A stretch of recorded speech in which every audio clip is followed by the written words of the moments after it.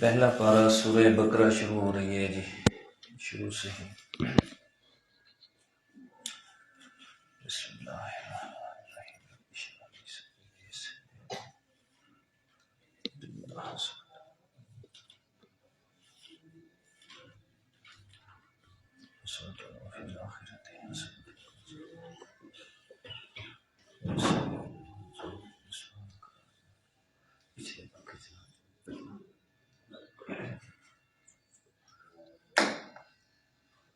Phone کر دیں۔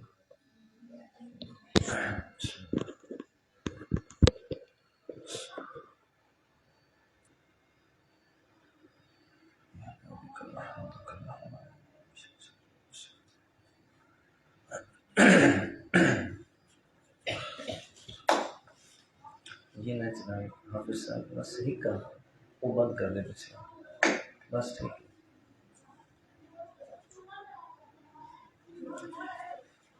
الحمد لله وكفى والصلاة والسلام على سيد الرسل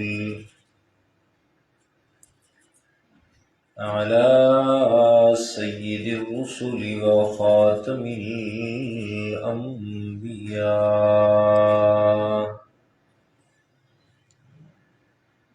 وعلى آله وأصحابه الأتقياء،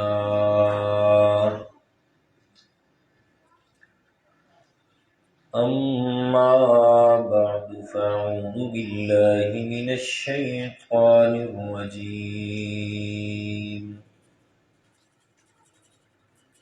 بسم الله الرحمن الرحيم،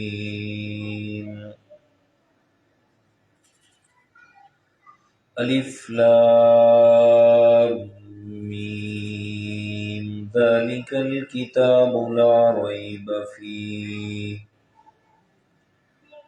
هدى للمتقين الذين يؤمنون بالغيب ويقيمون الصلاة ومما رزقناهم ينفقون والذين يؤمنون بما أنزل إليك وما أنزل من قبلك وبالآخرة هم يوقنون أولئك على هدى من ربهم وأولئك هم المفلحون۔ الف لام میم، اللہ اعلم بمرادہ بذالک، یہ عظیم الشان کتاب ہے، اس میں کوئی شک نہیں ہے، یہ ہدایت ہے اللہ تعالی سے ڈرنے والوں کے لیے،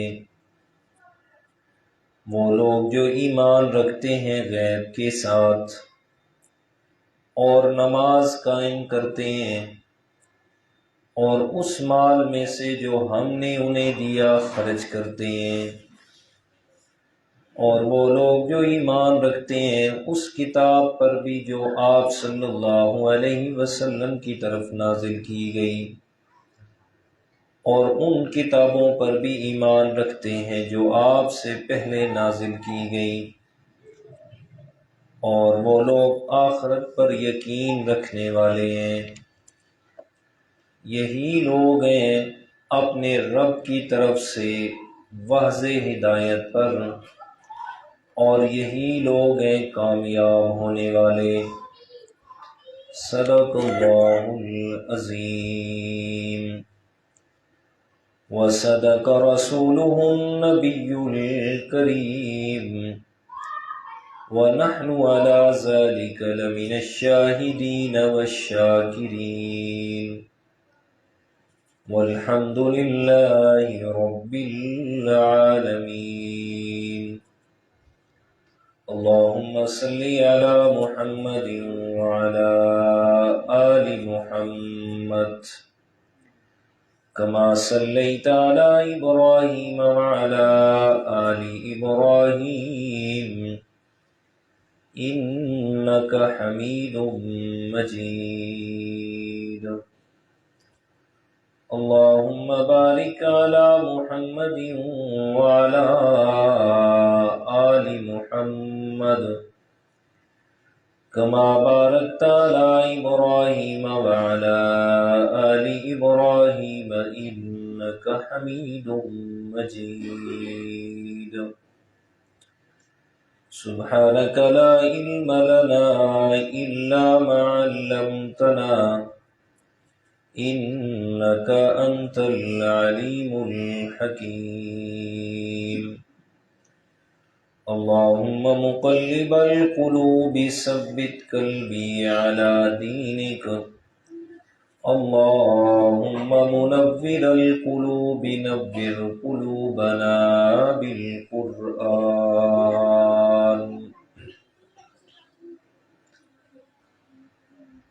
گرامی قدر سامعین، دوستوں، بزرگوں، عزیز ساتھیوں،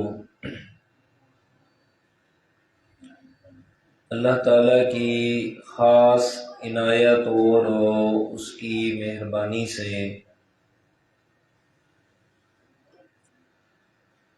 ماہانہ درس قرآن میں قرآن مجید کو شروع سے ترجمہ اور مختصر تفسیر بیان کرنے کی سعادت حاصل ہوئی ہے. دعا فرمائیں اللہ تعالی ہمیں اس قدر توفیق اور زندگی عنایت فرمائے کہ اس کی رضا کی خاطر اس کے کلام اللہ یعنی قرآن مجید کی ہم اس سے بھی بہتر انداز میں خدمت کر سکیں، اور ہمارا یہ عمل جو ہم نے شروع کیا اللہ تعالیٰ اس کو تکمیل تک پہنچانے کی بھی توفیق عطا فرمائے، اور اللہ تعالیٰ ہمارے اس عمل سے ہم سب کو بلکہ ساری دنیا کائنات کے مسلمانوں کی ہدایت کا ذریعہ بنا دے، اور اللہ تعالیٰ ہمارے اس عمل کو آخرت کی نجات کے لیے بھی ذریعہ بنا دے.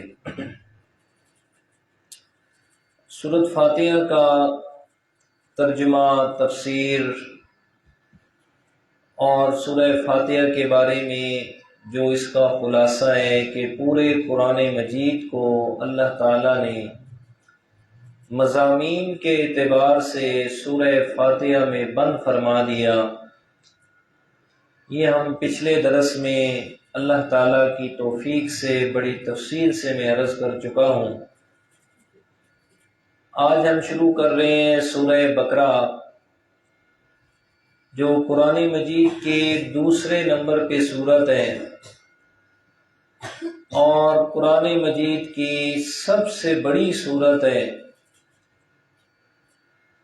اور دوسری بات یہ یاد رکھیں کہ قرآن مجید یہ کلام اللہ ہے، یعنی اللہ تعالیٰ کا کلام ہے. اور جیسے عام انسانوں کا کلام ہوتا ہے بے ربط کلام، کبھی کہیں سے کوئی بات کی اور کہیں سے کوئی بات کی اور کہیں سے کوئی بات اٹھائی، لیکن قرآن مجید یہ اللہ کا کلام ہے اور یہ با ربط کلام ہے. قرآن مجید کی ہر صورت دوسری صورت کے ساتھ ایسے جڑی اور ملی ہے کہ جیسے تسبیح کے دانے آپس میں ملے ہوئے ہوتے ہیں، نام کے اعتبار سے بھی اور مضامین کے اعتبار سے بھی اور خلاصے کے اعتبار سے بھی. ہر طرح سے قرآن مجید کی ہر صورت دوسری صورت سے ملی اور جڑی ہوئی ہے.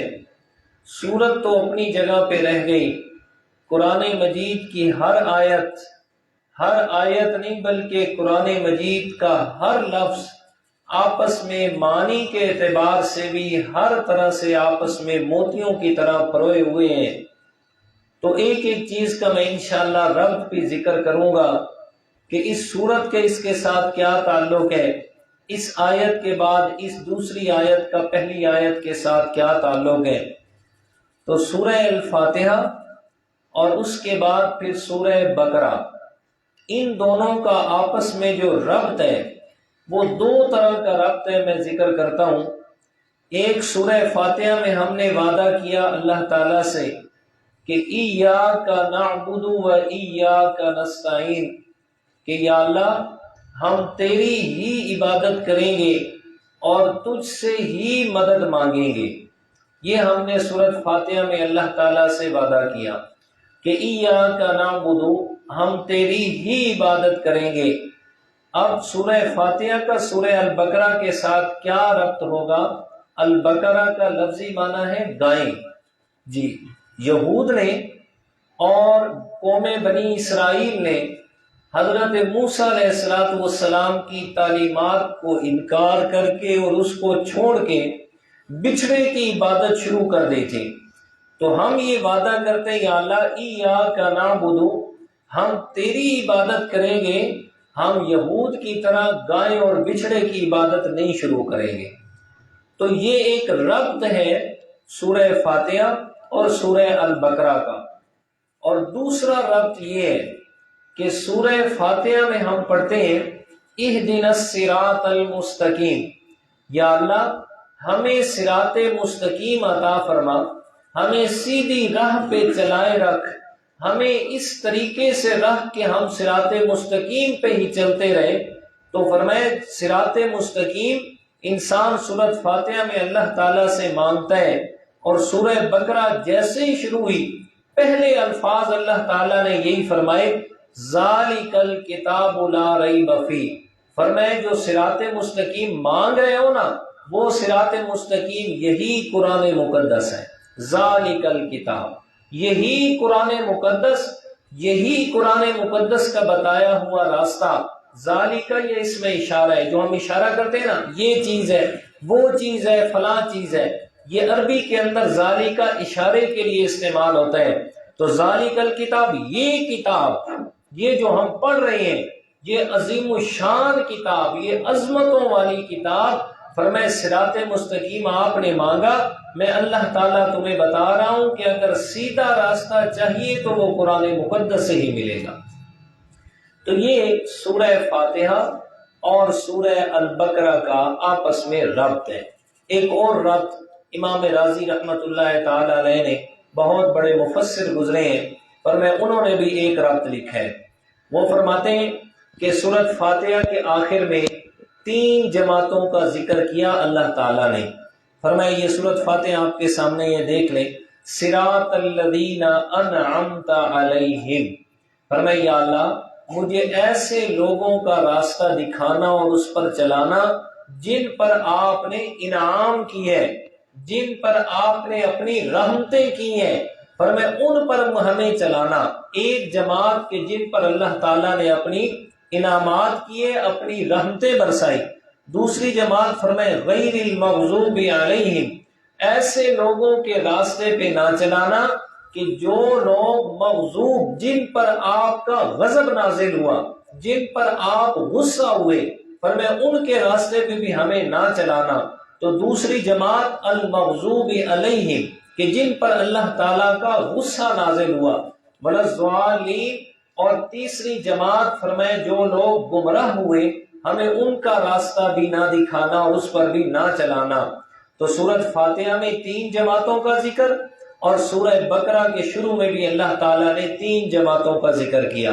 انعمت علیہم پہلی جماعت، فرمائے یہ سورہ البقرہ جہاں سے شروع ہو رہی ہے، جتنی میں نے تلاوت کی ہے اور ترجمہ کیا آپ کے سامنے، یہ ساری آیات میں اللہ تعالیٰ نے پہلی جماعت کا ذکر کیا، پہلا گروہ کہ جس پر اللہ تعالیٰ نے انعامات کی برکھا برسائی، جن پر اللہ تعالیٰ نے اپنے رحمتیں نازل فرمائی۔ اس کے بعد ان الذین کفروا سواء سے رکوع کے آخر تک یہ جو 3 آیات ہیں ان میں اللہ تعالیٰ نے غیر المغضوب علیہم فرمایا جن پر اللہ تعالیٰ کا غضب ہوا ان کا ذکر ہوا، اور پھر دوسرے رکوع سے بہت سارے آگے آیات تک اللہ تعالیٰ نے تیسرے گروہ کا ذکر کیا، فرمایا جن پر اللہ تعالیٰ نے جن کو گمراہ کیا، سیدھے راستے سے وہ لوگ بھٹک گئے۔ تو یہ تیسرا ربط ہوا سورہ فاتحہ اور سورہ بقرہ کا آپس کے اندر۔ فرمایا کہ سورہ فاتحہ میں ہم نے وعدہ کیا ایاک نعبد، ہم تیری ہی عبادت کریں گے۔ فرمایا لا نعبد البقرۃ کما عبدت الیہود، فرمایا ہم ایسی عبادت نہیں کریں گے گائے کی جیسے کہ یہود نے گائے کی عبادت شروع کر دی۔ فرمایا یہ ایک رب مفسرین کرام نے لکھا۔ دوسرا رب فرمایا اہدنا الصراط المستقیم، اللہ سے سیدھا راستہ مانگ رہے ہیں۔ فرمایا اللہ تعالیٰ نے اگر سیدھا راستہ چاہیے ذالک الکتاب، یہ قرآن مقدس آپ کو سیدھا راستہ صراط مستقیم کا بتائے گا۔ تو یہ سورہ فاتحہ اور سورہ بقرہ کا آپس کے اندر ربط ہے، آپس کے اندر تعلق ہے۔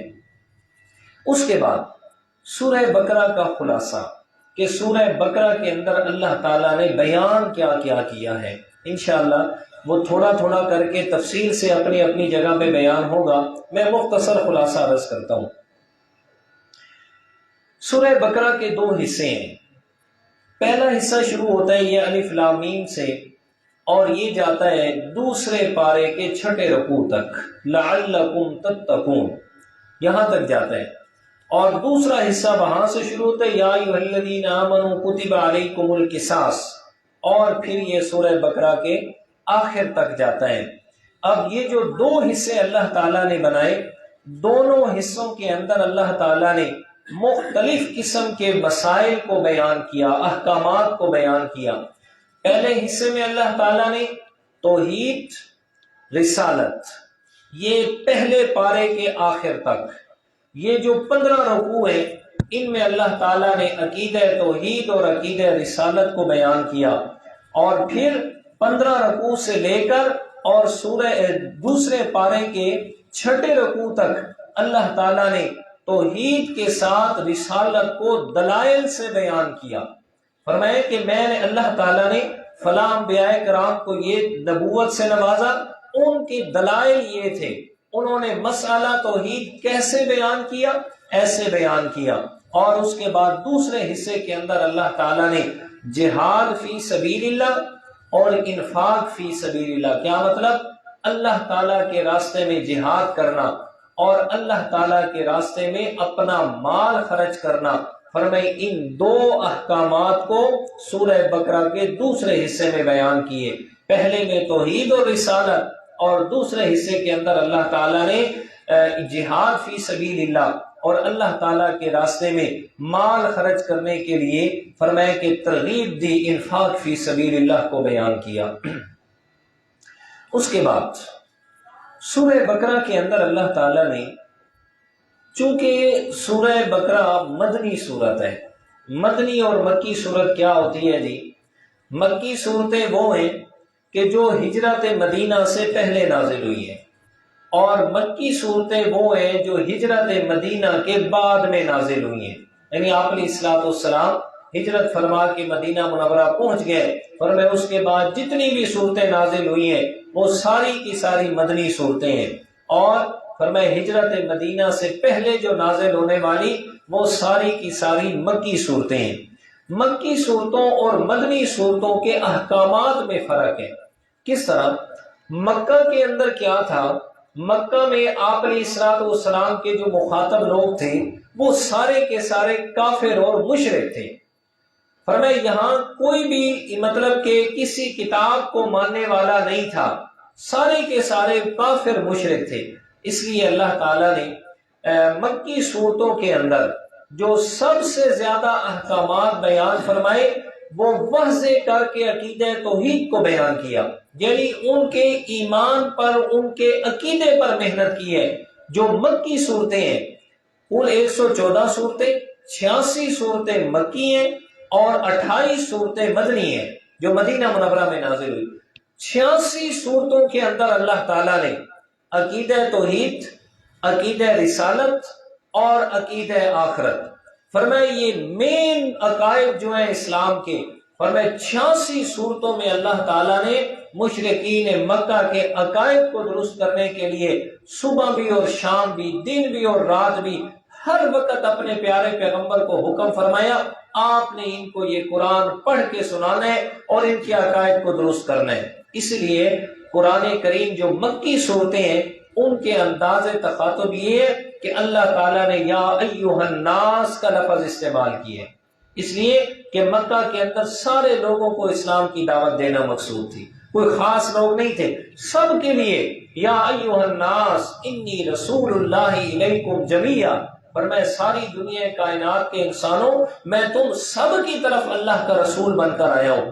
اور جو مدنی صورتیں ہیں، چونکہ مدینہ منورہ کے اندر آپ صلی اللہ علیہ وسلم کے جو مخاطب لوگ تھے وہ یہودی تھے یا عیسائی تھے، فرمایا یہودی یا عیسائی، یہ اور انصار مدینہ تیسرے نمبر پر، فرمایا یہودی اور عیسائی یہ جو دو تھے یہ اہل کتاب لوگ تھے، ان کے پاس، یہودیوں کے پاس تورات شریف اور عیسائیوں کے پاس انجیل شریف یہ پہلے سے موجود تھی، تو اللہ تعالیٰ نے ان کا جو انداز تخاطب ان کو سمجھانے کے لیے فرمایا علمی انداز اپنایا اور فرمایا کہ تمہیں شرم نہیں آتی اس بات پہ، آپ کے پاس کتابیں موجود ہیں، آپ کے پاس تورات بھی ہے، انجیل بھی ہے، اس کو کھولیں اور میرے پیارے پیغمبر کے صفات کو دیکھیں، میرے پیارے پیغمبر جو مسائل اور احکامات آپ کو بتا رہے ہیں، فرمایا اور میچ کریں تورات اور انجیل کے ساتھ، فرمایا کیا وہی نہیں ہے، کوئی نئی باتیں آ گئی ہیں جو آپ پیغمبر کا انکار کر رہے ہیں؟ ایک دوسری بات، دوسرے جو مخاطب مدینہ منورہ میں تھے وہ اہل ایمان تھے، اہل ایمان یعنی جو سچے مسلمان تھے۔ اب جتنے بھی احکامات نازل ہوئے ہیں، جتنے بھی احکامات وہ مکی صورتیں نہیں بلکہ مدنی صورتوں میں، اس لیے کہ مکہ میں تو مسلمانوں کو اپنی جان کے خطرے تھے، احکامات کیسے کرتے، نماز بھی فرض ہوئی تو مکہ کے آخری دور میں فرض ہوئی ہے، فرض نماز کا فرض مکہ کے آخری دور میں، باقی جو روزہ ہے، حج ہے، زکوٰۃ ہے، جہاد ہے، جتنے بھی احکامات ہیں وہ سارے کے سارے مدنی دور کے اندر آئے ہیں۔ تو اس لیے مدنی صورتوں کے اندر جو انداز تخاطب ہے وہ یا ایھا الذین آمنوا کے لفظ سے ہے، اس لیے کہ احکامات کس کے لیے ہیں؟ ایمان والوں کے لیے، جو لوگ ایمان لائیں ان کو کہا جائے گا اقیموا الصلاۃ، ان کو کہا جائے گا آتوا الزکوٰۃ، ان کو کہا جائے گا جاہدوا فی سبیلی۔ فرمائے کہ احکامات کا ذکر ہے مدینہ منورہ میں جو صورتیں نازل ہوئی، اس لیے ان میں انداز تخاطب اللہ تعالیٰ نے اپنایا یا ایھا الذین آمنوا کا۔ دوسری بات کہ مدنی صورتوں کے اندر اللہ تعالیٰ نے یہود کے جو بڑے بڑے علماء تھے اور ان کے پیر اور ان کے گدی نشین تھے، اللہ تعالیٰ نے انہیں خاص کر مخاطب کر کے فرمایا، ان کی خباثتوں کا ذکر کیا کہ وہ کس طریقے لوگوں کو گمراہ کرتے تھے اور کس طریقے سے لوگوں کو انہوں نے غلط راستے پہ لگایا ہوا ہے۔ فرمایا یہ مدنی صورتوں میں، جیسے سورۃ توبہ میں فرمایا یا ایھا الذین آمنوا ان کثیرا من الاحبار والرہبان لیاکلون اموال الناس بالباطل ویصدون عن سبیل اللہ۔ فرمایا کہ یہ یہود کے بڑے بڑے احبار اور بڑے بڑے رہبان، فرمایا کہ جو جانتے بھی ہیں سب کچھ، اس کے بعد لوگوں کو اللہ کے راستے سے روک رہے ہیں، اور روکتے کیوں ہیں؟ لیاکلون اموال الناس بالباطل، لوگوں کا مال بٹورنے کے لیے، لوگوں سے مال اکٹھا کرنے کے لیے، فرمایا ان سے مال لیتے ہیں اور اپنی مرضی سے تورات اور انجیل کے اندر تحریف کر دیتے ہیں، تبدیلیاں کر دیتے ہیں۔ فرمایا اللہ تعالیٰ نے مدنی صورتوں کے اندر یہود و نصارہ کے بڑے بڑے علماء، ان کے پیر اور ان کے گدی نشینوں کو مخاطب کر کے فرمایا تمہیں شرم نہیں آتی اس بات پہ کہ اللہ تعالیٰ نے تورات میں یہ احکام نازل کیے، اسی کے ساتھ کہ قرآن مجید میں نازل کیے۔ فرمایا کچھ تفصیل اللہ تعالیٰ نے زیادہ فرما دی، فرمایا آپ کی تورات میں لکھی ہوئی ہے یہ بات، تورات کو بھی تبدیل کر دیتے اور آپ صلی اللہ علیہ وسلم پر ایمان اس لیے نہیں لا رہے کہ آپ کو پتہ ہے اگر ایمان لے آئے تو پھر ہماری خباثتیں تو ختم، آپ دنیا کے مال و دولت کو سامنے رکھ کر میرے پیغمبر کا انکار کر رہے ہو، میرے پیارے پیغمبر کے احکامات کو پس پش ڈال رہے ہو، تو اللہ تعالیٰ نے فرمایا کہ مدنی صورتوں کے اندر فرمایا یہود اور کرسچن عیسائیوں کے بڑے بڑے علماء کی خباثتوں کو ذکر کیا۔ ایک دوسرے نمبر پہ یہ بات ہے اس ضمن میں کہ اللہ تعالیٰ نے یہود کے بڑے بڑے علماء اور گدی نشین اور ان کے پیروں کی خباثتوں کا ذکر کیوں کیا؟ اس لیے کیا کہ مدینہ منورہ میں انصار کے جو دو قبائل تھے اوس اور خزرج، اور یہود کے جو قبائل تھے بنو قریظہ تھا، بنو نذیر تھا، بنو قینوقا تھا، یہ انصار مدینہ پر یہود کو دو تین وجہ سے فوقیت حاصل تھی۔ پہلی فوقیت یہ تھی کہ ان کے پاس آسمانی کتاب کا علم تھا، ایک۔ دوسری فوقیت یہ تھی کہ مالی اعتبار سے بھی یہ انصار سے زیادہ طاقتور تھے، اور تیسری فوقیت یہ تھی کہ مدینہ منورہ کی سربراہی اور بادشاہی بھی انہی کے ہاتھ میں تھی۔ تو اللہ تعالیٰ نے انہی کو جھنجھوڑا ہے، انہی کی خباثتوں کا ذکر کیا ہے، انہی کو سیدھا ہونے کے لیے اللہ تعالیٰ نے حکم فرمایا، اس لیے کہ جس وقت یہ مولوی اور گدی نشین سیدھے ہو گئے نا تو عوام خود بخود کیا ہو جائے گی؟ سیدھی ہو جائے گی۔ فرمایا اس لیے اللہ تعالیٰ نے ان کی خباثتوں کا ذکر کیا اور ان کو جھنجھوڑا۔ فرمایا تم کیوں نہیں ٹھیک ہوتے؟ اگر یہ ٹھیک ہو جائیں تو پھر عوام خود بخود کیا ہو جائے گی؟ ٹھیک۔ اور جمعے میں بھی میں نے یہی بات عرض کی تھی کہ یقیناً اگر مولوی اور علماء طبقہ ٹھیک ہو جائے، عوام کو حق بات بتانے لگ جائے، تو پھر عوام کی جرات ہی نہیں ہے کہ غلط راستے پہ جا سکے۔ اللہ اکبر، اللہ اکبر۔ جی اب آ جائیں، یہ چند چیزیں میں نے آپ کو ذکر کی ہیں صرف تعارف کے لیے کہ مدنی سورت کا تعارف ہو جائے، سورہ بقرہ کا تعارف ہو جائے۔ جی سورہ بقرہ کی فضیلت کے بارے میں بھی میں آپ کو ایک دو حدیث سنا دیتا ہوں، پھر انشاءاللہ اس کا ترجمہ اور تفسیر شروع کرتے ہیں۔ سورہ بقرہ، بقرہ کا معنی ہے گائے، اس لیے نام رکھا گیا کہ اللہ تعالیٰ نے یہود کو قربانی کرنے کے لیے حکم دیا تھا کہ گائے کی قربانی کریں، اور اس کا تذکرہ آیا ہے، بقرہ کا لفظ استعمال ہوا ہے 8ویں رکوع میں۔ فرمایا اللہ تعالیٰ نے اس نسبت سے اس سورت کا نام ہی کیا رکھ دیا؟ سورہ البقرہ۔ حدیث پاک ہے، آپ صلی اللہ علیہ وسلم نے فرمایا کہ سورہ بقرہ کا پڑھنا یہ برکت ہے، باعث برکت ہے، اور اس کو چھوڑنا حسرت اور بد نصیبی ہے، حسرت اور بد نصیبی ہے۔ اور تیسرے نمبر پر فرمایا کہ جو سورہ بقرہ کی تلاوت کرتا ہے، پڑھتا ہے سورہ بقرہ، فرمایا اس پر اہل باطل کبھی بھی کنٹرول اور قابو نہیں پا سکتے، اہل باطل اس پر کبھی بھی نہیں قبضہ کر سکتے۔ علامہ قرطبی رحمۃ اللہ تعالی علیہ نے حضرت امیر معاویہ رضی اللہ تعالی عنہ سے روایت کی ہے، جو میں ابھی بتا رہا ہوں، تفسیر قرطبی میں موجود ہے۔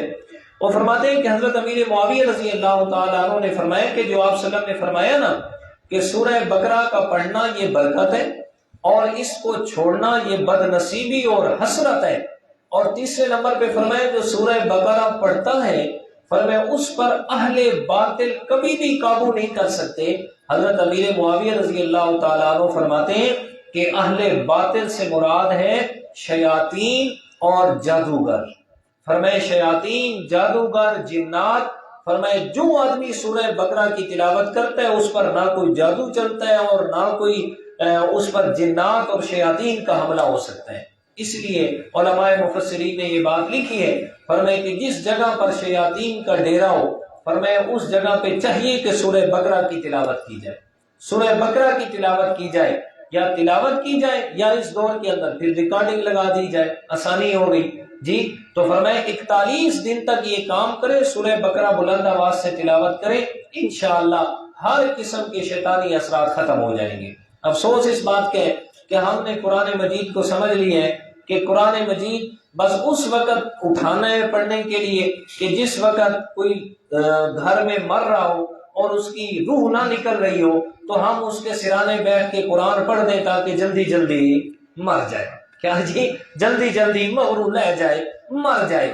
علامہ اقبال نے یہی کہا تھا، اس نے کہا افسوس مسلمان قوم جیسے آپ نے یہ سمجھ لی ہے کہ یہ کتاب آئی مردوں کے لیے کہ جس کی روح نہ نکل رہی ہو اس پر یہ پڑھ دیں اور اس کی روح نکل جائے۔ فرمایا افسوس یہ مردوں کے لیے نہیں آئی، یہ کتاب تو زندوں کے لیے نازل ہوئی ہے۔ اللہ تعالیٰ نے اس کتاب کو بھیجا ہے کہ زندگی اس کے مطابق گزارے، فرمایا زندگی میں اس کو اپنے اوپر لاگو کریں۔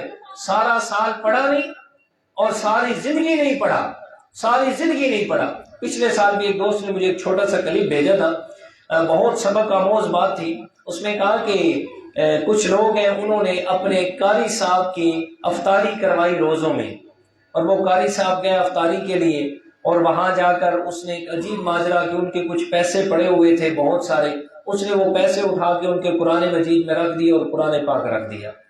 وہ افطاری کر کے قاری صاحب آ گئے، پیچھے سے انہوں نے دیکھا یار یہاں ہمارے پیسے پڑے ہوئے تھے، پیسے تو نہیں ہیں۔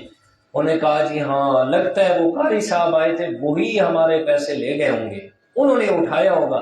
اس لیے کہ کوئی چیز گم ہو جائے نا تو گم ہونے والی چیز تو چلی گئی، اس سے پہلے ایمان ہمارا ویسے چلا جاتا ہے جی، چیز بھی گئی ایمان بھی ساتھ گیا۔ بہرحال اگلا سال آ گیا، پورا سال وہ لوگ امام صاحب سے ناراض رہے کہ ہمارے گھر آئے تھے اور جناب یہ پیسے چوری کر کے گئے۔ اگلا سال ماہ رمضان آیا، انہوں نے کہا چلو پھر امام صاحب کی دعوت کر دیتے ہیں افطاری۔ انہوں نے پھر افطاری پہ بلایا، اور امام صاحب جب گئے تو انہوں نے دیکھا ان کے منہ لٹکے ہوئے، یار کیا مسئلہ ہے؟ ایک آدمی بول پڑا، انہوں نے کہا جی قاری صاحب ناراض نہ ہو، پچھلے سال ہمارے یہاں پیسے پڑے ہوئے تھے بہت زیادہ، آپ نے اٹھا لیے تو ہم نے مناسب نہیں سمجھا آپ کو کہنا۔ قاری صاحب سر پکڑ کے بیٹھ گئے، انہوں نے کہا افسوس افسوس، سال گزر گئے آپ نے قرآن مجید کو کھولا ہی نہیں ہے، آپ نے قرآن مجید کو پڑھنے کے لیے کھولا ہی نہیں ہے۔ اگر قرآن مجید کو کھول لیتے نا تو آپ کے پیسے اس قرآن میں موجود تھے، میں رکھ کے گیا تھا۔ ہماری حالت تو یہ ہے، ہماری حالت تو یہ ہے جی، گھر میں پڑے پڑے قرآن مجید پرانے ہو جاتے ہیں، دیمک لگ جاتی ہے جی، پیجز کو یہ ورقوں کو دیمک لگ جاتی ہے، فرمائے سارا قرآن مجید ضعیف اور شہید ہو جاتا ہے، ہمارے پاس اس کو پڑھنے کے لیے وقت نہیں ہے۔ یا مسجد میں دیکھتا ہوں پتہ نہیں کہاں کہاں سے لوگ آ کے لوگوں نے یہ سمجھا ہوئے کہ جو قرآن مجید ضعیف ہو جائے کچھ بھی ہو جائے اس کی جگہ مسجد ہے، سارے چھوٹے چھوٹے پیج اکٹھے کر کے شاپر بھر کے مسجد میں آ کے رکھ دیتے ہیں، اور دیکھتے ہیں پھر حیرانی ہوتی ہے، واہ مسلمان واہ، افسوس ہے تیری حالت پر، افسوس ہے تیری حیرت پر کہ تو قرآن مجید فرمائے جو زندوں کے لیے آیا تھا، جو قرآن مجید ہدایت کی کتاب بن کے آیا تھا، ہدی للناس جسے اللہ تعالیٰ نے فرمایا، افسوس کہ ہمیں اس کے پڑھنے کے لیے ٹائم نہیں ہے، اس کے پڑھنے کے لیے ہمارے پاس وقت نہیں ہے، اس کو سمجھنے کے لیے ہمارے پاس وقت نہیں ہے جی۔ اول تو اس کی طرف اب آتے ہی کوئی نہیں ہے، قرآن مجید کی طرف آتے ہی کوئی نہیں ہے جی، مولوی بھی آسانیوں پہ پڑ گئے جی، بنی بنائی تقریریں مل گئی جی، بنی بنائی ساری چیزیں مل گئی، بس ادھر سے ہی رٹے لگائے اور رٹے لگا کے آ کر بنے بنائے جڑی جڑی باتیں جو ہے وہ ساری چکنی چپڑی باتیں عوام کو سنا دی، عوام بھی نعرے تکبیر اللہ اکبر زندہ باد مرد آباد اور چل میرے بھائی بات ختم جی۔ وہ اب تو یہ سارے آسانیوں پہ پڑ گئے، کون کرے مطالعہ بھائی، تفاسیر کو کھولے سمجھے کہ لوگوں کو کیسے سمجھائے۔ اول تو اس طرح مولوی بھی نہیں آتے، اور دوسری بات کچھ مولوی اس وجہ سے نہیں آتے جو پڑھ کے سنایا عوام کو سیدھی بات پتہ چل گیا تو ہمارے اس جہنم کا کیا بنے گا بزرگوں جی، اس جہنم کا کیا بنے گا، کچھ اس وجہ سے نہیں آتے، کوئی مشکل میں نہیں پڑتے، جیسے کام چلتا ہے چلنے دے، اور کوئی تھوڑے لوگ ہیں جو کرتے ہیں تو عوام ان کا ساتھ نہیں دیتی، عوام کہتی ہے یہ تو ایسے پاگل ہے کیا کرے، چھوڑے ہی نہیں، سیدھی سیدھی باتیں ہیں وہ کرتے نہیں ہیں، قرآن مجید کو لے کے بیٹھ گئے ہیں۔ اور مجھے یہ باتیں سننے میں آتی ہیں، کہتے ہیں لوگ، میں کہتا ہوں کہتے رہو، اللہ کے پیغمبر کو بھی تو ایسے باتیں کہی گئی تھی، وہ بھی کوئی کہانیاں نہیں سناتا تھا، وہ بھی رب کا قرآن سناتا تھا۔ بہرحال اللہ تعالیٰ ہر ایک کو سمجھ بھی دے، اور اللہ تعالیٰ عمل کی توفیق بھی دے، اور اللہ تعالیٰ ہمیں قرآن مجید کے ساتھ سچی محبت اور عشق نصیب فرمائے۔ اللہ اکبر جی۔ تو یہ قرآن مجید کی سورہ بقرہ کی فضیلت میں نے آپ کو ایک حدیث پاک سنائی۔ علامہ ابن عربی رحمۃ اللہ تعالی علیہ وہ فرماتے ہیں کہ سورہ بقرہ جو ہے اس میں اللہ تعالیٰ نے تقریباً 1000 اوامر بیان فرمائے، اوامر جو کرنے کا حکم ہے، یامرون بالمعروف جسے کہتے ہیں، کہ حکم دیا آپ کو نیکی کرنے کا، نیکی کرنے کا، تو 1000 حکم کام کرنے والے، 1000 احکامات ہیں جن سے اللہ نے روکا ہے جی، 1000 اللہ تعالیٰ نے عبرت کی باتیں ذکر کی ہیں صرف ایک سورہ بقرہ کے اندر۔ یہ عجیب اتفاق ہے میرے مالک کا کہ اللہ تعالیٰ نے ایک ہی سورت میں اتنی چیزوں کو ذکر کر دیا۔ اور حضرت عمر رضی اللہ تعالیٰ عنہ نے تبھی تو سورہ بقرہ مکمل سیکھنے پہ 12 سال لگائے تھے۔ کتنے جی؟ 12 سال لگائے سورہ بقرہ کے سیکھنے پہ جی۔ اسی لیے آپ صلی اللہ علیہ وسلم جب دنیا سے گئے نا، فوت ہو گئے، حضرت عمر رضی اللہ تعالیٰ عنہ رو بھی رہے اور کہہ رہے ہیں ہائے کاش کہ ابھی تو میرے سود کے مسائل رہتے تھے، ابھی تو میں نے اللہ کے پیغمبر سے سود کے مسائل سیکھنے تھے، اور آپ علیہ السلام دنیا سے چلے گئے۔ وہ آخر میں تو سورہ بقرہ 12 سال لگائے سیکھنے پہ، اور جس دن سورہ بقرہ مکمل ہوئی نا، سیکھ لی، حضرت عمر رضی اللہ تعالیٰ عنہ نے پوری ایک گائے ذبح کر کے تمام صحابہ اکرام کی دعوت کی تھی، خوشی میں کہ اللہ تعالیٰ نے مطلب سورہ بقرہ کی میری مکمل ہوئی اور مجھے تمام تر سورہ بقرہ کے مسائل میں نے سیکھ لیے۔ حضرت عبداللہ ابن عمر رضی اللہ تعالیٰ 8.5 سال لگائے سورہ بقرہ کے سیکھنے میں جی، کیونکہ ان کو پتا تھا کہ ہمارا دنیا میں آنے کا مقصد وہ دین سیکھنا ہے، سیکھ کے اس پر عمل کرنا ہے، ان کو پتا تھا جی۔ آج تو ہم نے یہ سمجھے کہ صرف مولویوں کا کام ہے قرآن پڑھنا، بس وہ پڑھیں ہم نہ پڑھیں جی۔ بھائی قرآن مجید اللہ تعالیٰ نے نازل عام لوگوں کے لیے کیا ہے، اس لیے کہ سن چکے ہیں یہود کے بڑے بڑے مولوی، بڑے بڑے پیر اور گدی نشین، انہیں پتا تھا، جان بوجھ کے انکار کر گئے۔ قرآن مجید میں الذین آتیناہم الکتاب یعرفونہ کما یعرفون ابناءہم، فرمایا میرا پیغمبر آپ کو یہ یہود کے علماء ایسے جانتے ہیں جیسے یہ اپنے بیٹوں کو جانتے ہیں، لیکن پھر جان بوجھ کر لیکتمون الحق، جان بوجھ کر انہوں نے حق کو چھپا لیا، جان بوجھ کر انہوں نے پردہ دے دیا۔ تو مولوی تو جان بوجھ کے کام غلط کر جاتے ہیں، اللہ تعالیٰ نے قرآن مجید نازل کیا عام لوگوں کے لیے، پر میں عام لوگ سمجھے آسان کتاب ہے۔ وَلَقَدْ يَسَّرْنَا الْقُرْآنَ لِلذِّكْرِ فَهَلْ مِن مُدَّكِرٍ، اللہ تعالیٰ کہتے ہیں میں نے پورا زور لگا کے، وَلَقَدْ يَسَّرْنَا، میں نے اپنی رحمت کا زور لگا کے قرآن کو آسان کر کے نازل کیا۔ اور یار ہے کوئی نصیحت حاصل کرنے والا؟ ہے کوئی اس سے نصیحت حاصل کرنے والا؟ پر میں کتنی مطلب اللہ تعالیٰ کی محبت میں بھری ہوئی بات، پر میں ہے کوئی نصیحت حاصل کرنے والا؟ آ جائے قرآن، اس کے لیے کیا ہے جی؟ نصیحت ہے۔ اللہ اکبر۔ اب دیکھیں جی قرآن مجید کے ترجمہ اور اس کی مختصر تفسیر اور بات کو ختم کرتے ہیں۔ فرمایا اعوذ باللہ من الشیطان الرجیم، بسم اللہ الرحمن الرحیم، الف لام میم، ذالک الکتاب لا ریب فیہ ھدی للمتقین، الف لام میم، اللہ اعلم بمرادہ، حروف مقطعات، اس کا معنی اور مراد اللہ کے علاوہ کوئی بھی نہیں جانتا۔ فرمایا ذالک الکتاب لا ریب فیہ، یہ عظیم الشان کتاب ہے، لا ریب فیہ، اس میں کوئی بھی شک نہیں ہے۔ حروف مقطعات ان کا معنی اور مراد اللہ کے علاوہ کوئی نہیں جانتا، ایک بات۔ دوسرا مفسرین کرام نے یہاں یہ بات لکھی ہے کہ ہو سکتا ہے غالباً حضرت عبداللہ ابن عباس رضی اللہ تعالیٰ عنہ کی یہ بات ہے، فرمائے کہ اللہ تعالیٰ نے جتنی بھی کتابیں نازل فرمائی، ہر کتاب کے اندر اپنا کوئی نہ کوئی راز ضرور رکھا ہے۔ ہر کتاب میں جتنی کتابیں نازل کی، ہر کتاب میں اللہ نے اپنا کوئی راز ضرور رکھا ہے۔ فرمائے حروف مقطعات بھی یہ اللہ کا راز ہے، یہ اللہ کا راز ہے۔ اور یہ مطلب نہیں ہے کہ ان کا معنی نہیں ہے، نہیں، معنی مراد ہے، لیکن اللہ کے علاوہ کوئی بھی جانتا نہیں ہے۔ ایک تیسری بات اس میں یہ لکھی ہے کہ اللہ تعالیٰ نے ہو سکتا ہے آپ صلی اللہ علیہ وسلم کو ان کا معنی مراد بتا دیا ہو، لیکن یہ راز رکھنے کا حکم دے دیا ہو۔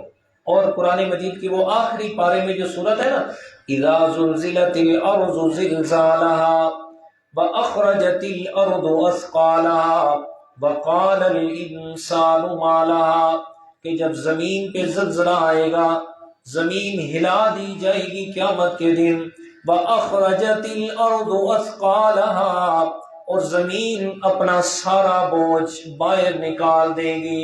فرمایا سونا چاندی جتنی بھی معدنیات زمین میں چھپی ہوئی ہیں اللہ تعالیٰ نے ساری کی ساری چیزیں باہر نکال دینی ہیں۔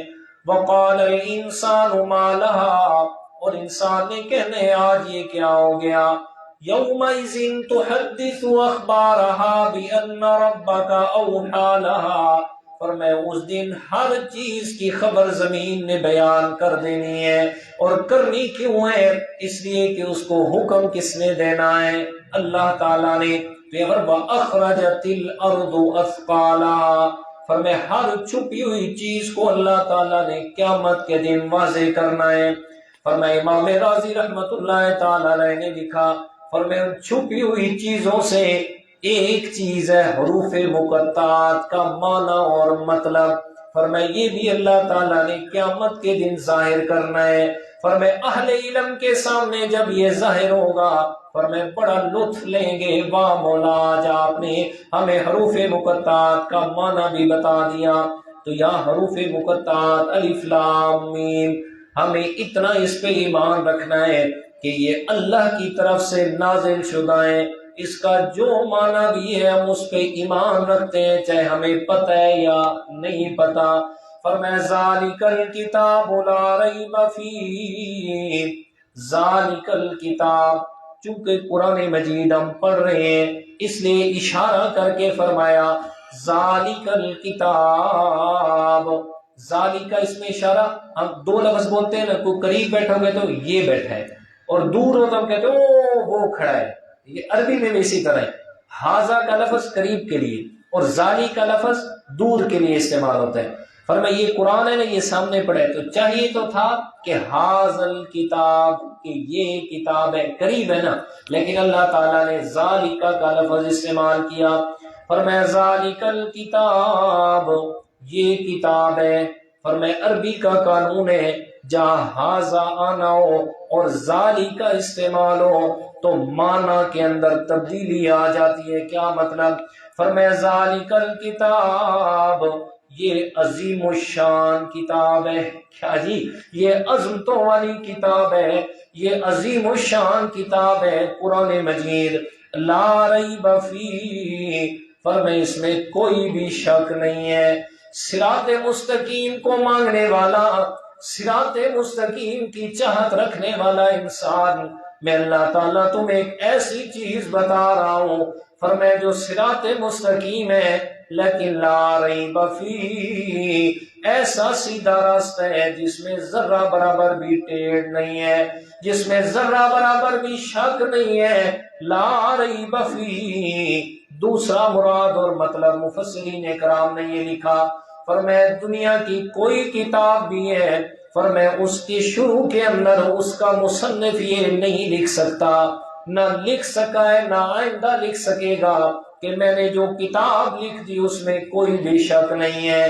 فرمایا جو پڑھنے والا انسان ہوتا ہے کتاب کو پڑھ بھی رہا ہے، ساتھ میں اس کے ذہن میں سوالات بھی چل رہے ہیں، پتہ نہیں یہ کتاب سچی ہے کہ جھوٹی ہے، فرمایا لیکن اللہ تعالیٰ نے قرآن مجید کو پڑھنے والے انسان کے سارے شکوک و شبہات کو پہلے سے ہی ختم کر دیا۔ فرمایا لا ریب فیہ، اے انسان جو تو کتاب پڑھ رہا ہے کوئی شک و شبہ نہیں ہے، کسی قسم کا تیرے ذہن میں سوال نہ آئے، یہ میں رب کہہ رہا ہوں اس کتاب کے اندر کوئی بھی شک نہیں ہے۔ اللہ اکبر۔ فرمایا لا ریب فیہ، اس میں کوئی شک نہیں ہے، ھدی للمتقین، فرمایا یہ ہدایت ہے متقین کے لیے۔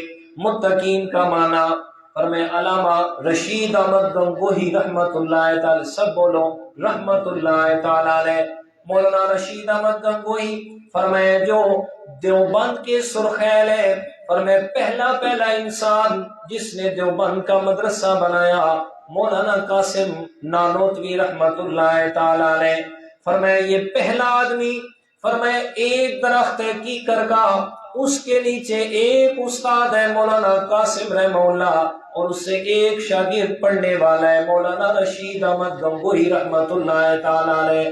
فرمایا وہاں سے چلا یہ فیض اور پوری دنیا میں اللہ تعالیٰ نے پھیلا دیا۔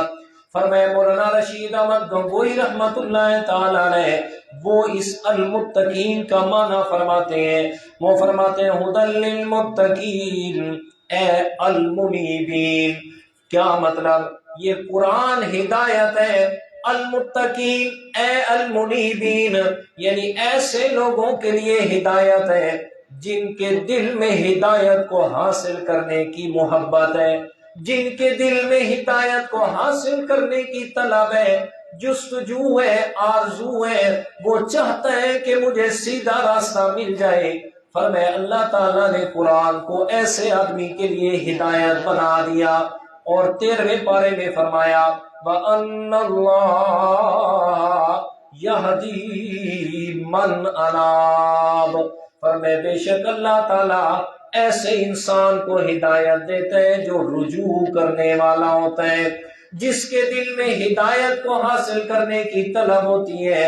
فرمایا اللہ تعالیٰ اسے ہدایت سے مالا مال کرتے ہیں۔ یا المتقین کا لفظی معنی بھی لے تو پھر بھی ٹھیک ہے۔ فرمایا قرآن مجید ہدایت ہے اس آدمی کے لیے جس کے دل میں اللہ تعالیٰ کا ڈر موجود ہے۔ فرمایا جو اللہ سے ڈرنے والا ہے اس کے لیے اللہ تعالیٰ نے قرآن کو ہدایت بنایا۔ اب متقین کی صفات کا تذکرہ کیا۔ فرمایا کون متقین لوگ ہیں کن کے لیے قرآن ہدایت بنے گا؟ فرمایا پہلی صفت، فرمایا الذین یؤمنون بالغیب، فرمایا ان کی پہلی صفت یہ ہے وہ بن دیکھے ایمان لانے والے ہوتے ہیں۔ اللہ یؤمنون بالغیب، فرمایا ایمان لاتے ہیں بن دیکھے۔ یؤمنون ایمان دیکھیں، ایمان کسے کہا جاتا ہے؟ فرمایا محدثین کرام نے ایمان کی تعریف کی۔ فرمایا الایمان هو التصدیق بما جاء بالنبی صلی اللہ علیہ وسلم، فرمایا ہر اس چیز کی تصدیق کرنا، ہر اس چیز کو ماننا، فرمایا جو اللہ کے پیارے پیغمبر لے کے آئے۔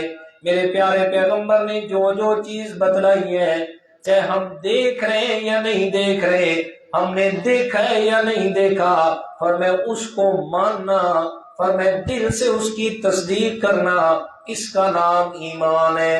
فرمایا یؤمنون بالغیب، غیب کے ساتھ ایمان لاتے ہیں۔ ہم نے اللہ کو نہیں دیکھا پھر بھی اس کو مان رہے ہیں۔ فرمایا ہم نے فرشتوں کو نہیں دیکھا، ہم نے انبیاء کرام کو نہیں دیکھا، جنت کو نہیں دیکھا، دوزخ کو نہیں دیکھا، قیامت کے دن کو نہیں دیکھا، حتیٰ کہ اللہ کے پیارے پیغمبر جناب محمد الرسول اللہ صلی اللہ علیہ وسلم کا بھی دیدار نہیں کیا، آپ کے صحابہ کو بھی نہیں دیکھا، کسی کو بھی نہیں دیکھا، لیکن یؤمنون بالغیب، فرمایا ہم بن دیکھے مان رہے ہیں۔ فرمایا جو بن دیکھے ماننا اور دل کے اندر تصدیق رکھنا اس بات کی اللہ ہے، ہر جگہ موجود ہے۔ فرمایا ہم دل سے مانتے ہیں ہمارا مالک وحدہ لا شریک ہے، دل سے مانتے ہیں اس کی ذات و صفات میں کوئی اس جیسا نہیں ہے۔ فرمایا بالغیب، بن دیکھے سب کچھ مان رہے ہیں۔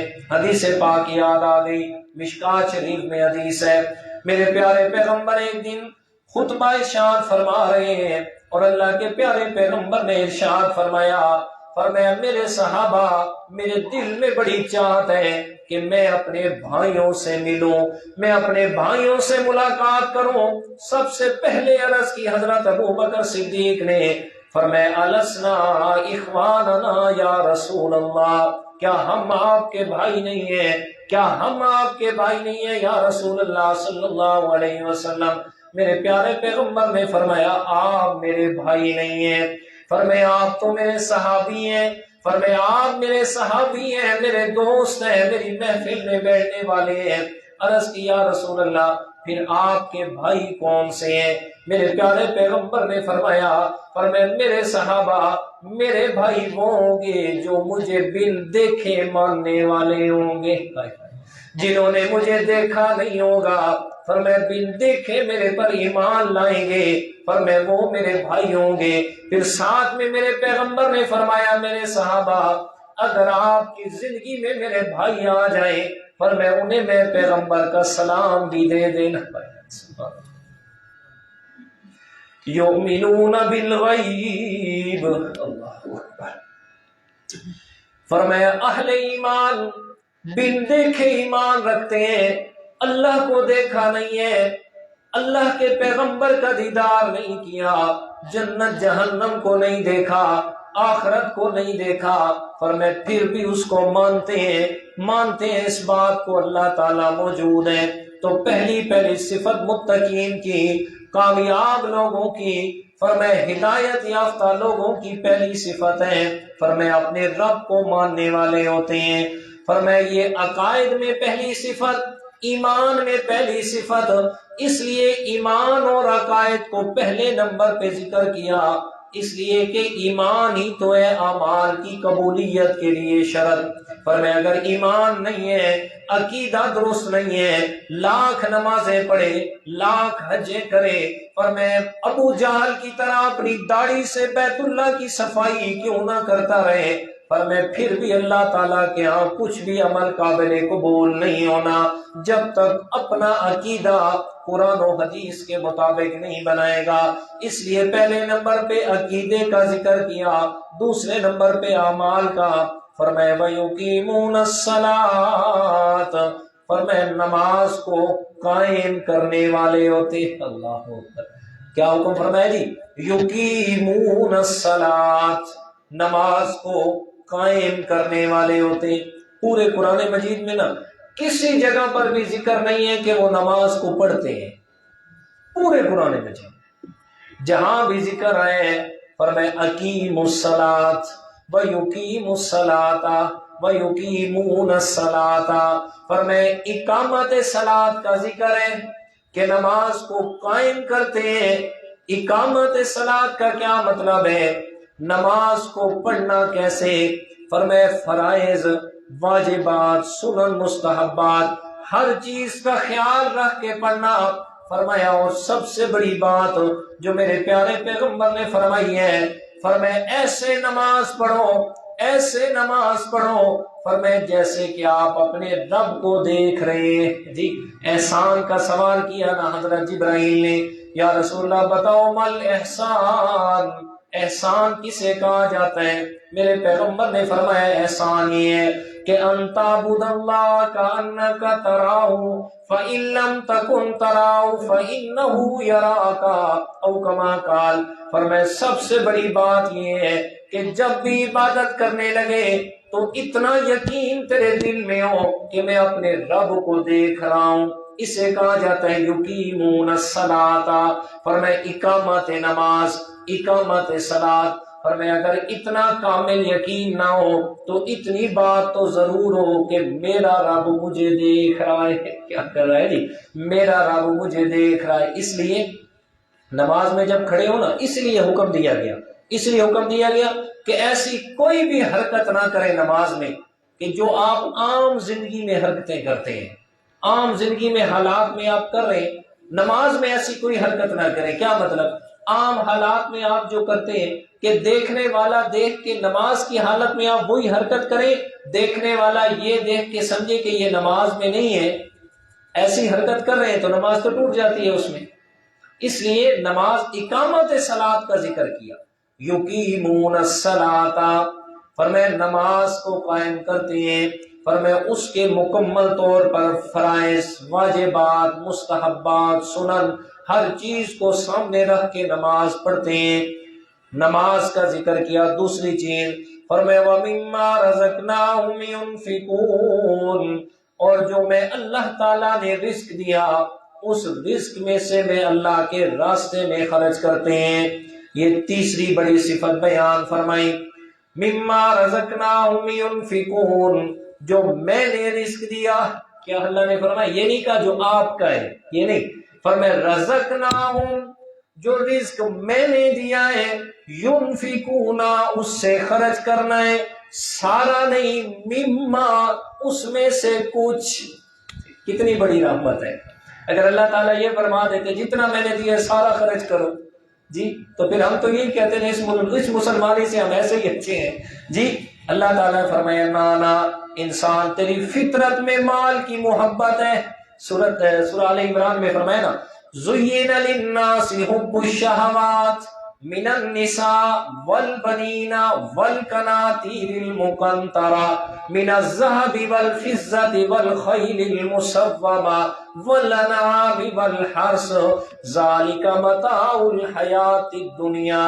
فرمایا انسان تیری فطرت میں اللہ تعالیٰ نے محبت رکھ دی ہے، عورتوں کی محبت جی اللہ تعالیٰ نے فطرت میں رکھ دی۔ اللہ اکبر۔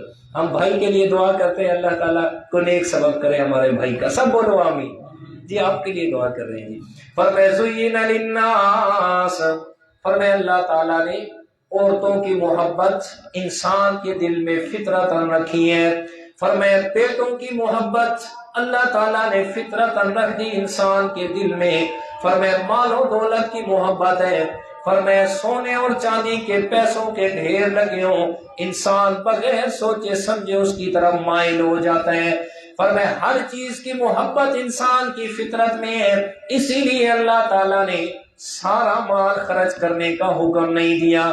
فرمایا رزقناہم، آپ کو میں نے مال دیا ہے، ینفقون، وہ میرا دیا ہوا خرچ کرنا ہے، سارا نہیں، مما، اس میں سے کچھ، اس میں سے کچھ تھوڑا سا مال خرچ کرنا ہے۔ یہ فرمایا میں اللہ کے راستے میں مال خرچ کرنے والے۔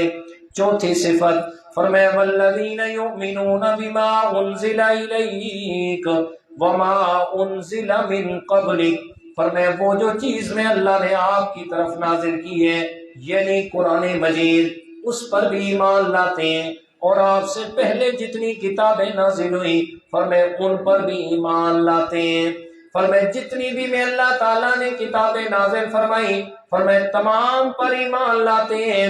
فرمایا یہ اللہ تعالیٰ نے قرآن مقدس میں اہل ایمان کی یہ بڑی صفت بیان فرمائی ہے، اور مذہب اسلام کو اس انداز میں پیش کیا ہے کہ میں اللہ تعالیٰ نے جو مذہب کو پسند کیا ہے وہ دین اسلام، اس لیے کہ میرا دین اسلام یہ اعتدال پسند مذہب ہے۔ کون سا مذہب ہے جی؟ اعتدال میں رکھنے والا مذہب ہے، کسی کے حق کو مارنے والا نہیں ہے۔ یہود و نصارہ کو دیکھ لو، وہ کہتے ہیں صرف ہم ٹھیک ہیں باقی سارے غلط ہیں، لیکن اللہ تعالیٰ نے اہل ایمان کی صفات کا تذکرہ کیا، فرمایا وہ قرآن پر بھی ایمان لاتے ہیں، قرآن سے پہلے جو کتابیں نازل ہوئی فرمایا ان پر بھی وہ ایمان لاتے ہیں۔ اسلام نے اعتدال سکھایا ہے، فرمایا جس کو ماننا ہے سو ماننے کا حکم دیا، جس کا انکار کرنا ہے اس کے انکار کرنے کا حکم دیا۔ اللہ اکبر۔ صحابہ کرام فرماتے ہیں، حضرت عبداللہ ابن عباس فرمایا مدینہ منورہ میں دو قسم کے مسلمان تھے۔ کون سے جی؟ فرمایا ایک تھے مشرک اور وہ مسلمان ہوئے، جیسے انصار مدینہ۔ فرمایا پہلے مشرک تھے پھر وہ مسلمان ہوئے، اور دوسری قسم کے وہ لوگ فرمایا پہلے اہل کتاب تھے پھر مسلمان ہوئے، یعنی یہود و نصارہ میں سے۔ یہود و نصارہ اہل کتاب ہے، ان کو اللہ نے پہلی کتاب دی ہے۔ فرمایا ایک وہ لوگ جو مشرک سے مسلمان ہوئے، اور دوسرے وہ لوگ جو اہل کتاب سے مسلمان ہوئے۔ جو پہلی تین صفات ہیں فرمایا یہ پہلی قسم کے لیے، فرمایا کہ وہ جو مشرک سے مسلمان ہوئے ان کا تذکرہ کیا، اور یہ بعد والی ہے جو اہل کتاب سے مسلمان ہوئے یہ ان کا ذکر کیا۔ فرمایا وہ پہلی کتابوں پر بھی ایمان لاتے ہیں اور قرآن مقدس پر بھی ایمان لے آئے ہیں، جیسے حضرت عبداللہ بن سلام، زید بن سانہ، یہ یہودی تھا مسلمان ہوئے۔ فرمایا یہ دونوں کتابوں پہ ایمان لاتے ہیں۔ ایک اب دوسری بات اس میں سمجھیے گا، اس آیت کریمہ میں اللہ تعالیٰ نے اپنے پیارے پیغمبر جناب محمد الرسول اللہ صلی اللہ علیہ وسلم کی ختم نبوت کو بھی بیان کیا۔ اب وہ سمجھے کیسے؟